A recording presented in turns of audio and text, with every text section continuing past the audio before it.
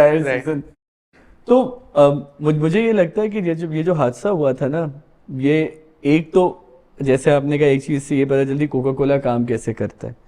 दूसरा मुझे ये भी समझ में आता है कि जो हमारे यहाँ लोग अक्सर मीडिया के लिए ग्लव्स इस्तेमाल करते हैं ना, एक पूरा माफिया है आम लोगों की जबान में ना, कि एक तो यहाँ पे सही चीजें नहीं होती,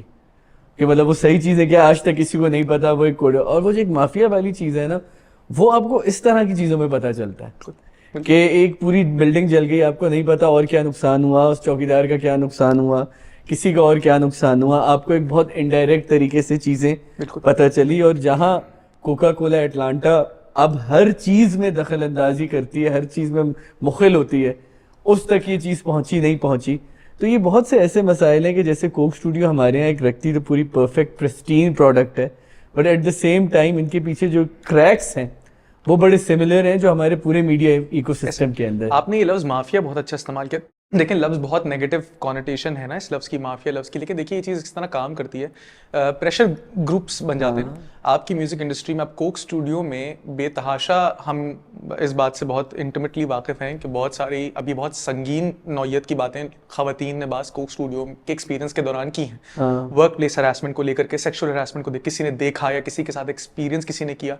हम उनके नामों से भी वाकिफ हैं, हमने उनसे डायरेक्टली बात की है, एक से ज्यादा लोग हैं ऐसे। लेकिन कोई एक हिम्मत नहीं करेगा कि वो आकर के सामने ये बात कह दे। उसकी दो वजूहात हैं। बुनियादी वजह तो ये, पाकिस्तान में कोई औरत पब्लिकली आके इल्जाम लगाती है किसी पर या कोई इस किस्म की बात करता है तो सबसे पहले उसको विलिफाई किया तो उसकी अपनी इज्जत तो चली जाती है। आप सभी लोग उसको बुरा भला कहना शुरू करते हैं बजाय कि जिस पर वो इल्जाम लगा रहा है उसको देखने के। दूसरी बात ये कि वो ये सोचता है कि यार मुझे भी इसी इंडस्ट्री में सर्वाइव करना है। अगर मैं ये बात अपना दामन बचा के, क्योंकि बहुत सारे शरीफ नफ्स लोग भी तो इस इंडस्ट्री में हैं, सोचते हैं कि मैं अपना दामन बचा के अगर किसी तरह बस अपना काम करता रहूं या करती रहूं और मेरे घर का चूल्हा जलता रहे तो इसमें क्या बुराई है। तो बहुत सारे लोग ये बात आकर सामने नहीं करेंगे, जो सेल्फ सेंसरशिप है कि भाई ये ना हो कल को मुझसे काम छीन लिया जाए। बेतहाशा मौके पर आपके पॉडकास्ट के दौरान कितना हुआ है कि आप किसी आर्टिस्ट से बात कर रहे हैं और जब हम ऑफ एयर जाते हैं तो बहुत सारी बातें आपको कोक स्टूडियो से मुताल्लिक, अपने दीगर कॉलीग से मुताल्लिक बताते हैं, क्योंकि पब्लिकली नहीं कह सकते, क्योंकि उनका रोजगार ऐसे बंधा हुआ है उससे कि उनके लिए मुमकिन नहीं। ये लफ्ज ये इसी तरह ऑपरेट करती है चीज को आप माफिया। बिल्कुल। और जिन लोगों ने मतलब जैसे एक खातून ने तो बाकायदा अली नूर का नाम लिया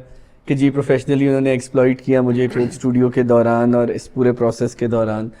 ठीक है, अब बात वही है ना इस चीज के अंदर के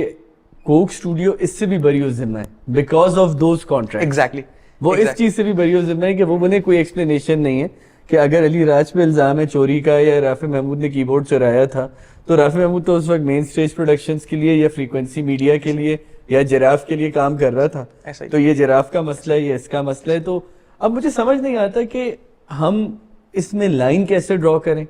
क्योंकि अब दिलचस्प चीज ये है कि अगर कोका कोला एटलांटा का आप पूरा मैनिफेस्टो देखें, जिसका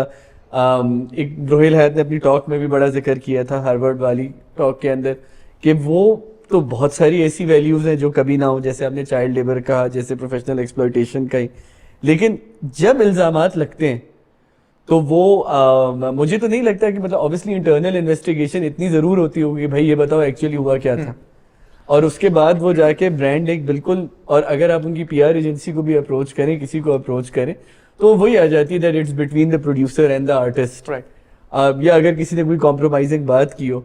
तो ये वाली जो चीज़ है ना, मुझे समझ नहीं आता कि मुझे कभी कभी लगता है, जिस वजह से मैं एक जुमला इस्तेमाल करता हूँ कि Coke studio operates with all the pleasures of a record label and none of the responsibilities. Absolutely, I think this is fundamentally correct. और इसको मैं दो मिसालों से आपको समझाऊं। एक तो हमने पिछले पॉडकास्ट में भी जिक्र किया था सिंध हाई कोर्ट में जो केस हुआ था काशान आदमानी का।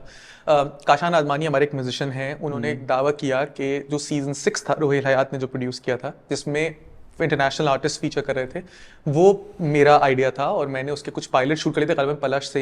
सेन के साथ और एक और कोई इंडियन आर्टिस्ट के साथ,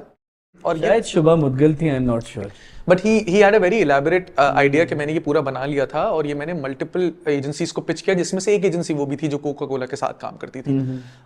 मुझे बहस इस चीज से नहीं है कि वो नकल किया आइडिया या नहीं किया, यकीनन नकल नहीं किया होगा, जो कि जिस तरह अदालत ने भी इवेंचुअली डिसाइड किया। लेकिन अब ये जस्टिस मुनीब अख्तर जो इस वक्त सुप्रीम कोर्ट के